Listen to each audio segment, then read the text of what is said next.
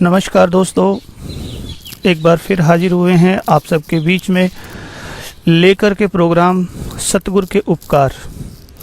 इस दुनिया के ऊपर, इंसानियत के ऊपर, पूरे संसार के ऊपर किस तरह से उन्होंने उपकार किए हैं, वही चर्चा आपके लिए लेकर आए हैं।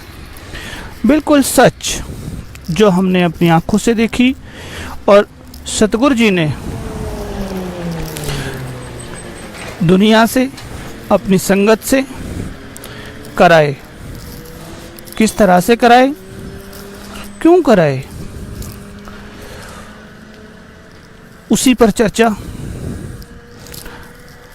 हम आज करेंगे। तो आज हम टॉपिक लेकर आए हैं धरती माँ के ऊपर सतगुरु के उपकार। जी हाँ दोस्तों,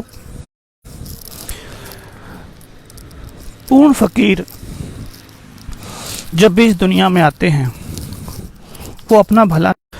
दोस्तों, यूँ तो सतगुरु का हर प्राणी, हर जीव जंतु जो भी इस प्रकृति में है, अनेकों उपकार हैं, बहुत उपकार हैं। उन्हीं में से एक उपकार, अनेकों उपकार हम आपको सुना चुके हैं। आज हम आपके लिए लेकर आए हैं कि धरती माँ के ऊपर सतगुरु का उपकार कैसे उन्होंने किया और उनको देख करके दुनिया ने भी किया, राजा महाराजाओं ने भी किया, उन चीज़ों का अनुसरण किया और आज उनका नाम और वो कार्य इतिहास में दर्ज हो चुके हैं। जी हाँ दोस्तों, बात करेंगे हम धरती माँ के ऊपर किए गए पहले जो सफाई अभियान हुए कि किस तरह से पूर्ण सतगुरु ने उसकी करुण पुकार को सुना और उससे पैदा हो रही बीमारियों को देखा, सोचा और फिर उनको दूर करने का बीड़ा उठाया।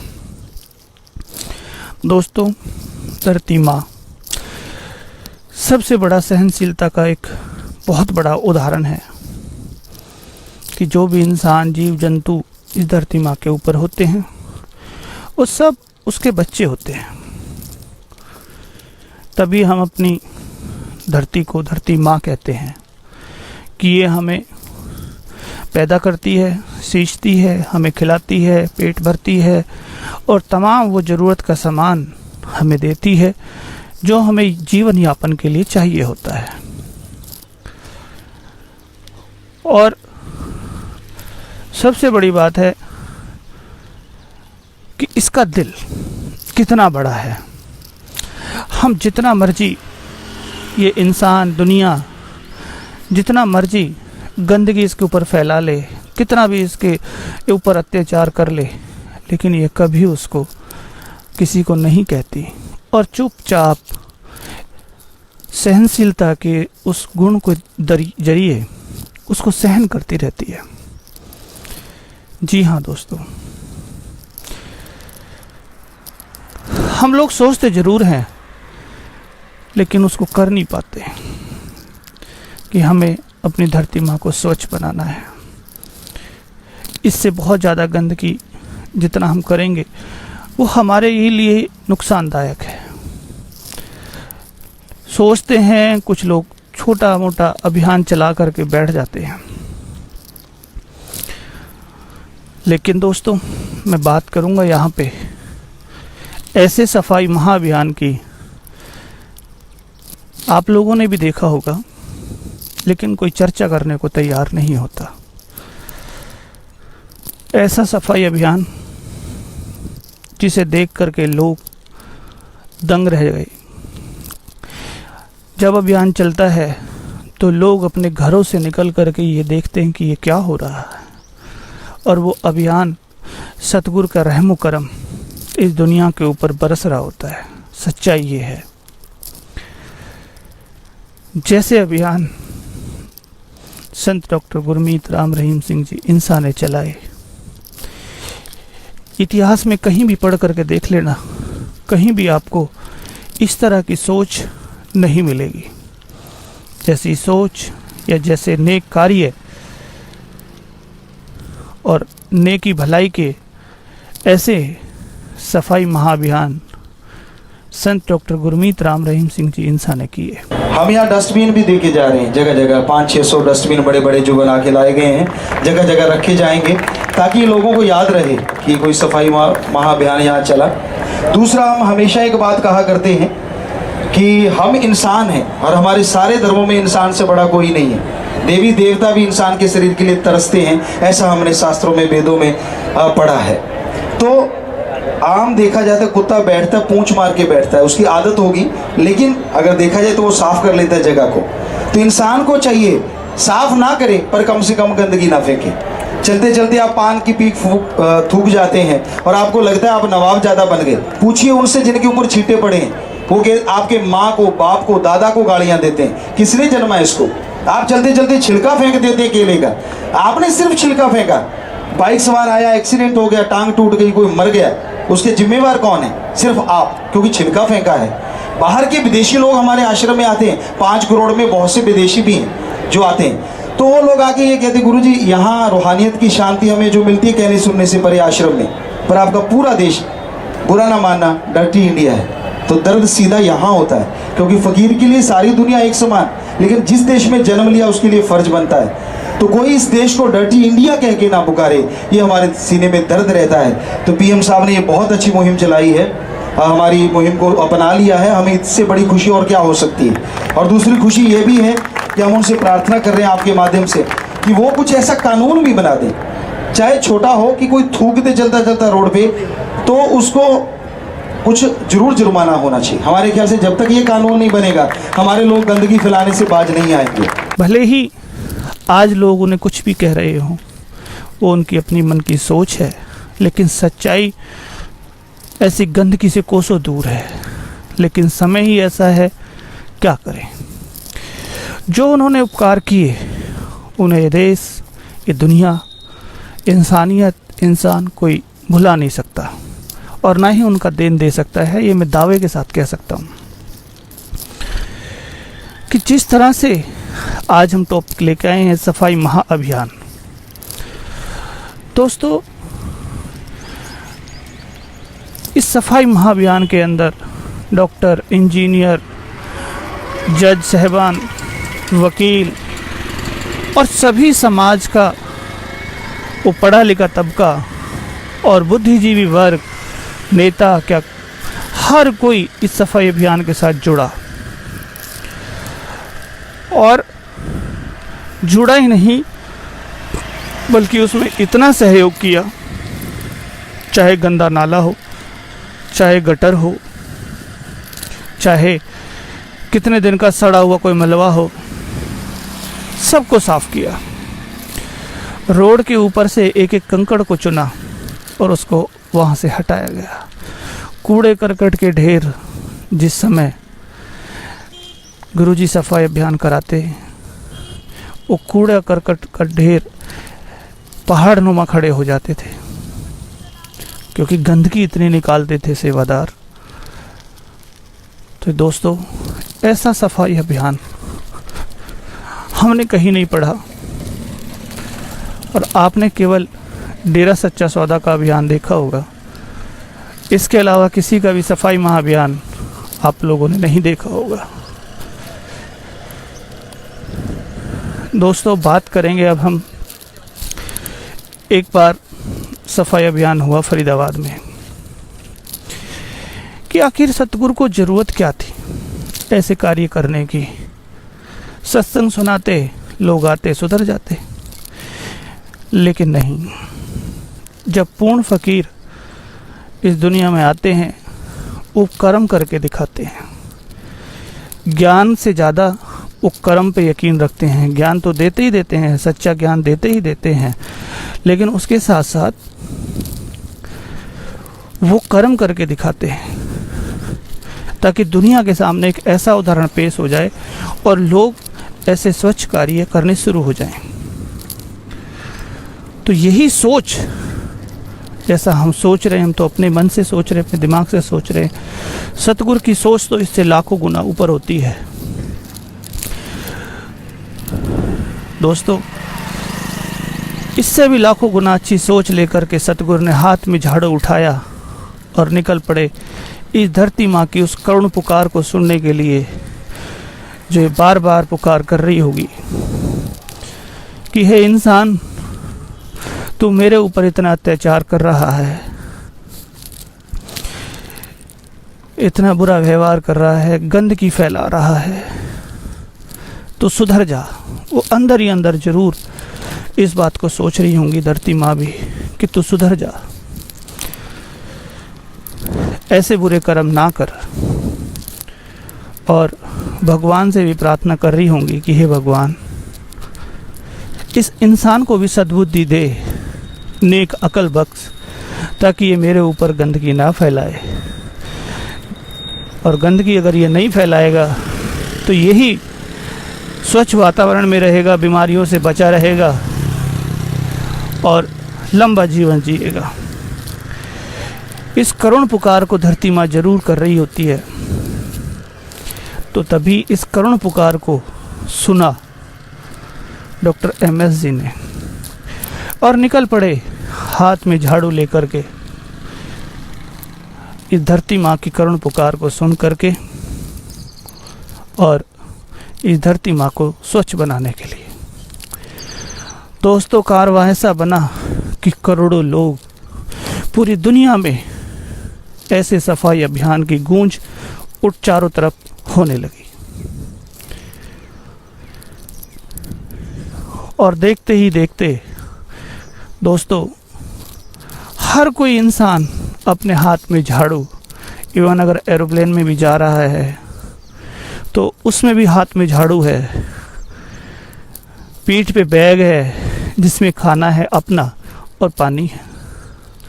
ऐसा कारवा संत डॉक्टर गुरमीत राम रहीम सिंह जी ने चलाया कि लोग ये सोचने पर मजबूर हो गए, अरे सफ़र कर रहा है प्लेन में और हाथ में झाड़ू।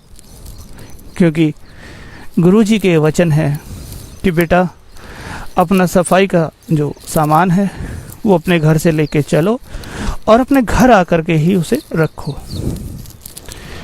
तो उन्हीं वचनों पर जब लोग हाथ में झाड़ू, सफ़र प्लेन का, दोस्तों अब सोच के देखो कि जो डॉक्टर, जो इंजीनियर, जो वेल एजुकेटेड और जो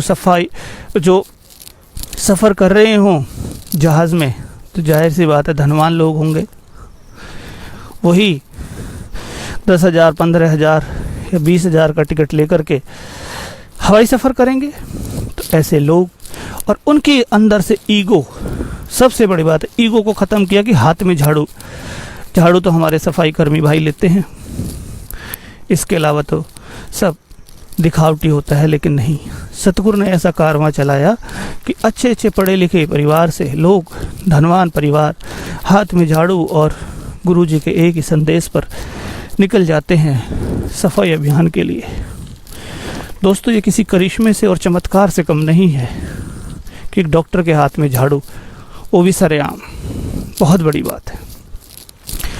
तो ऐसी मानवता लोगों के अंदर जगाई, लोगों के अंदर इंसानियत के प्रति, धरती माँ के प्रति इतना प्यार जागृत किया जो कि बेमिसाल है, जिसकी कोई मिसाल नहीं। ये पूरी दुनिया ऐसे सफाई अभियान से प्रभावित होगी। सभी लोगों ने सराहना की, क्या नेता, क्या अभिनेता, हर कोई जुड़ा। अच्छे कार्य से लोग जुड़ते हैं, बहुत अच्छी बात है। सरकार ने भी चलाए, बहुत अच्छी बात है। लोग जागृत हुए, आज भी जागृत हो रहे हैं, बहुत अच्छी बात है, होना चाहिए। लेकिन जिस तरह से जागृति संत डॉक्टर गुरमीत राम रहीम सिंह जी ने इस दुनिया के अंदर लेकर आए, वो वाकई में बेमिसाल है। क्योंकि किसी संत पीर के कहने से इस तरह के नेकी के कार्य करना, ये अपना में बहुत बड़ी बात है। तो ऐसा बदलाव लेकर आए गुरुजी संत डॉक्टर गुरमीत राम रहीम सिंह जी इंसा, और पूरी सृष्टि को संदेश दिया, जो कि बहुत बड़ी बात है। दोस्तों, मैं यहाँ एक जिक्र करूँगा, क्योंकि कहते हैं कि गुरु की उपमा या गुरु के उपकारों को गाना सूरज को दीपक दिखाने के बराबर होता है। बिल्कुल सच्ची बात है कि जितने उपकार संत डॉक्टर गुरमीत राम रहीम सिंह जी इंसान ने इस दुनिया के ऊपर किए हैं, वो बेमिसाल है। उन्हें लिख करके, बोल करके या गा करके नहीं बताया जा सकता। ये है सच्चाई। अब बात आती है विचारों की कि आखिर उन्हें ज़रूरत क्या थी। जैसी मालिक ने बुद्धि दी, वही सोच आपके सामने हम लेके आते हैं। हम जिक्र करेंगे एक सफाई अभियान का जो फरीदाबाद में हुआ।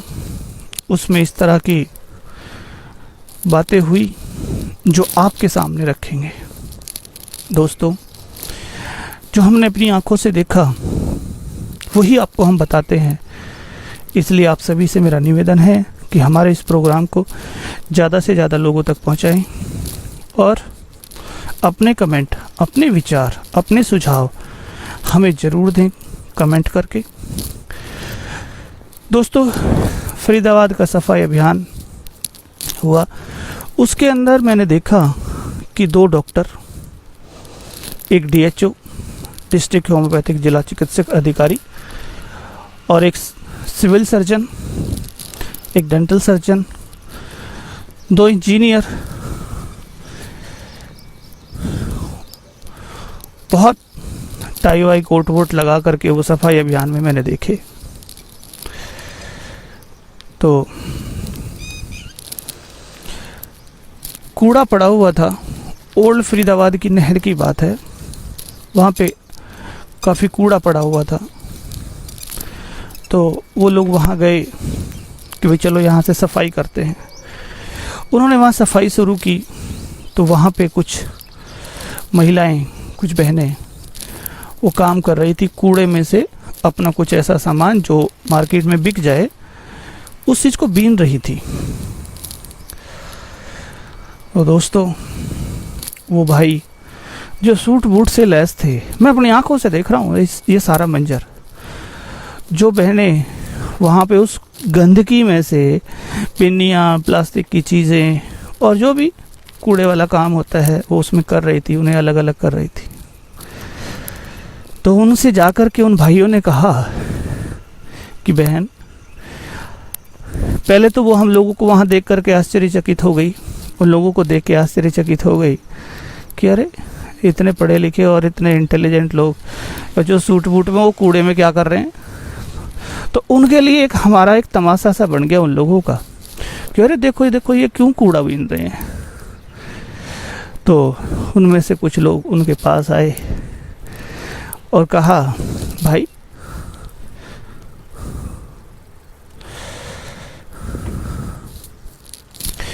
आप क्यों इस गंदगी में बड़े हुए हो।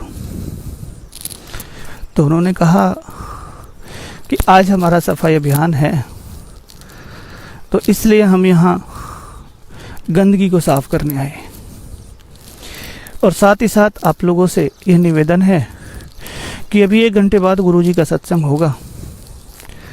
आप लोग सत्संग में जाओ, गुरुजी जो बातें बताएं उन्हें सुनो, जो तरीका भगवान की भक्ति का वो बताएंगे, गुरु मंत्र देंगे, वो आप लो।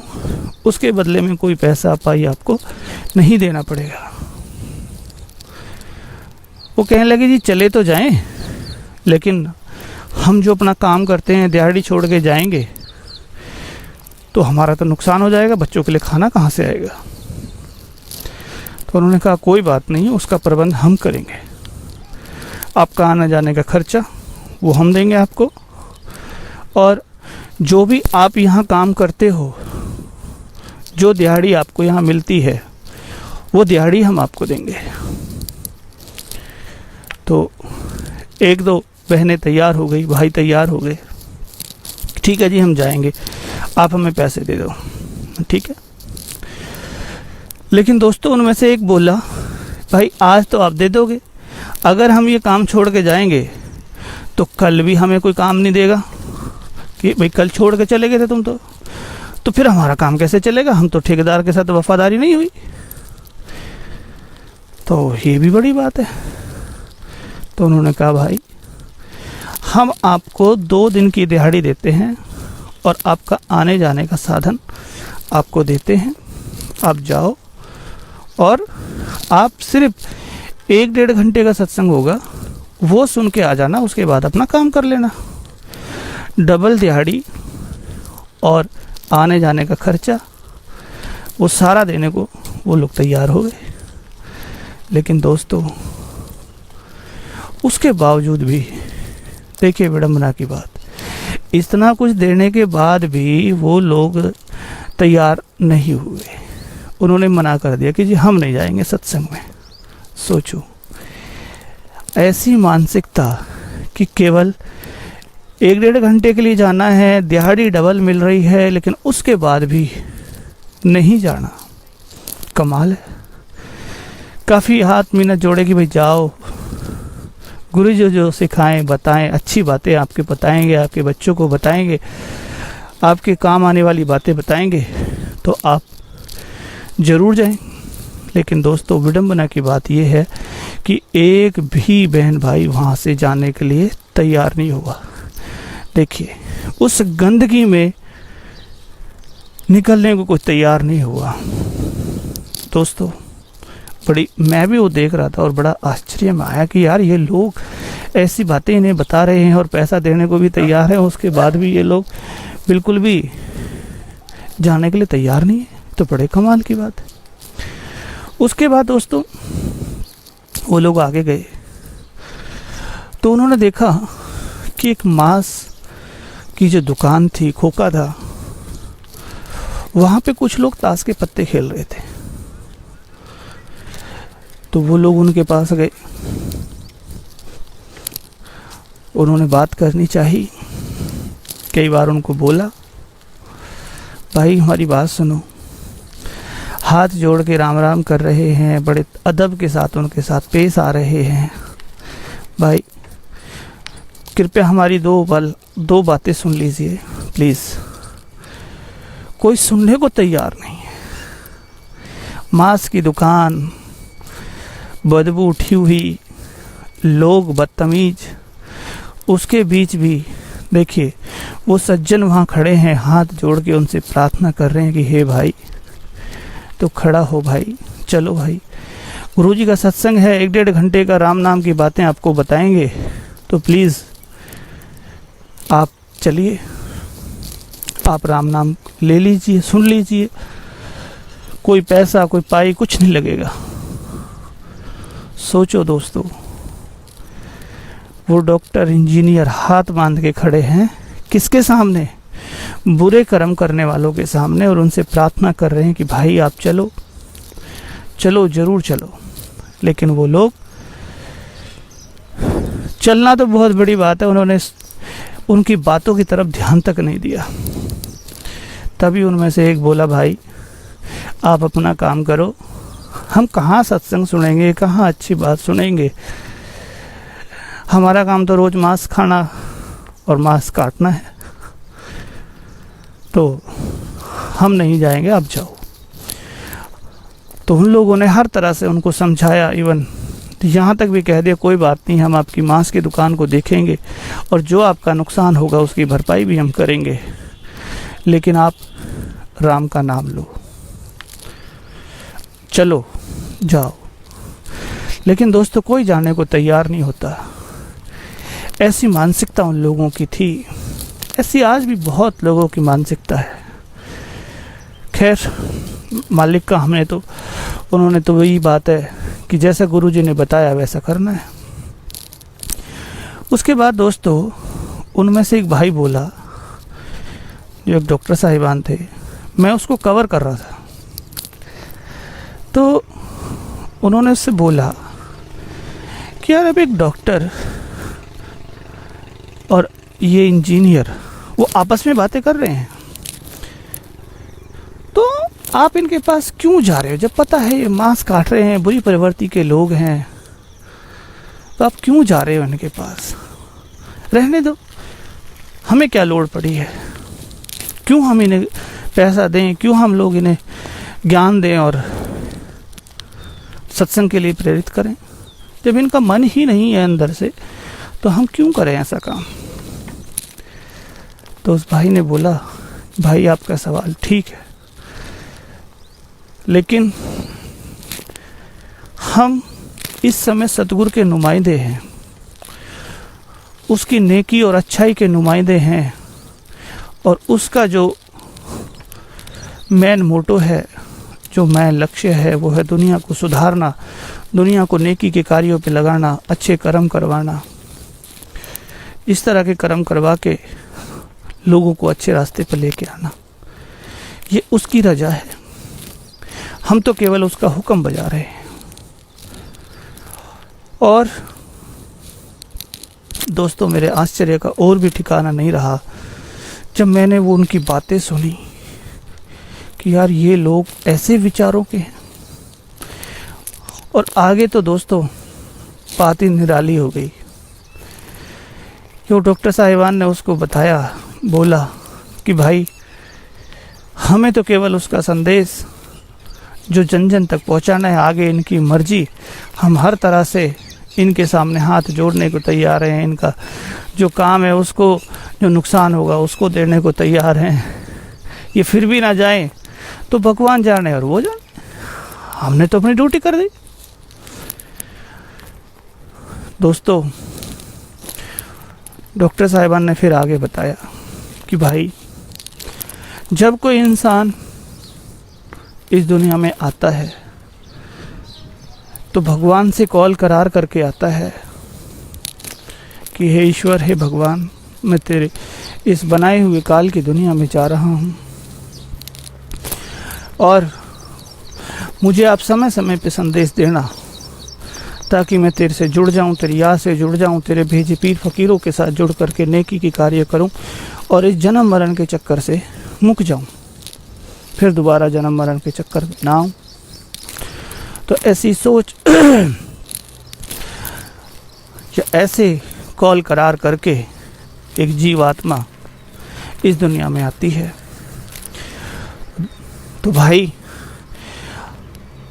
जब इसने कॉल करार किया होगा तो वो कर्म हमने किया, और जब ये मर के जाएगा तो वो ईश्वर क्या कहेगा? सुनिए, वो कहेगा कि जब ये कहेगा कि भगवान, मैंने तो आपसे कहा था, रिक्वेस्ट भी की थी, कॉल करार करके भी गया था कि मुझे कोई संदेश वाहक या कोई संदेश या कुछ इस तरह से कोई भेजना ताकि मुझे भी नेक अकल आ जाए और मैं भी नेकी के रास्ते पर लग जाऊं, तेरे गुणगान गाने लगूं। तूने ऐसा नहीं किया। जब ये भगवान को दोष देगा, क्योंकि दोस्तों इंसान अपनी कमी नहीं मानता, वो भगवान में भी दोष निकालता है। जब वो अपनी कमी को भगवान के ऊपर थोपना चाहेगा, तब भगवान इसको दिखाएगा कि ये देख, मैंने ये फरिश्ते भेजे थे तेरे पास में, जो डॉक्टर थे, इंजीनियर थे, टाई सूट वूट लगा के तुम्हारे साथ कूड़ा बीन रहे थे, और